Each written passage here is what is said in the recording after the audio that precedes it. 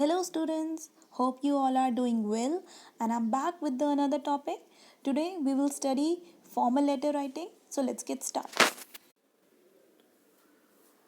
First, let's talk about usage of formal letters.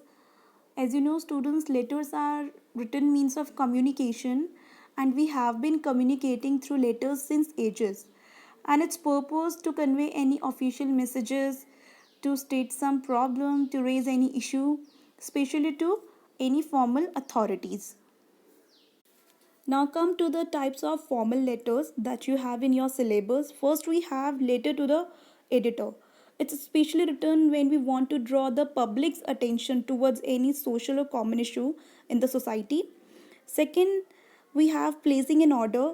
It's written when you want to place an order for sports accessories, any school furniture, you have a demand of computers, books, etc.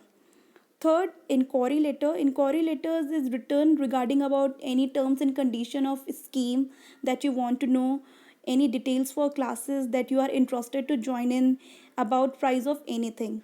And the last one that we have in our syllabus, complaint letter.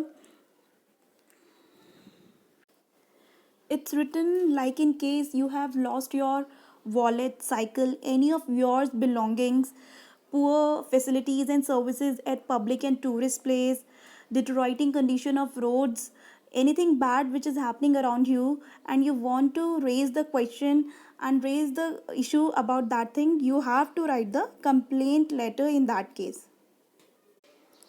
Now we have format of letter writing, and it's very important to know. First, we need to write sender's address. And who is the sender here, students? We are the senders. So here we have to write our fictional address, which is always given in the question. You are not supposed to write your own original address here. Remember this. Now, after writing sender's address, we have to leave one line and then write date. The same day on which you are writing the letter, you have to write that date in the letter. Now again you have to leave one line, and then we have to write the receiver's designation and address. Now who is the receiver? Receiver is that person to whom you are sending the letter. So receiver's address is always given in the question. Likewise, sender's address is given in the question. Now again we have to leave one line, and then we have to write salutation. What is salutation? Respected sir, madam, and you can write dear sir, ma'am also. Now again we have to leave one line, and then comes subject. Subject, you can say topic. So you have to write the subject within one line. And students, here you have to frame the subject by taking the help of hints given in the question. After subject you have to leave one line, and then comes body of the letter. Body of the letter usually consists of three paragraphs. First is the introductory paragraphs, and you have to introduce the topic here. It includes attention acquired from receiver. And then second, main content. Main content is the, you can say, what is the major concern of your letter, writing this letter. You have to elaborate your subject here. And third is concluding paragraph, end of the letter, you can say. Here you can write your expectation. What are the expectation if you are writing this letter? So what are the things you are expecting, and what is the conclusion of writing this letter?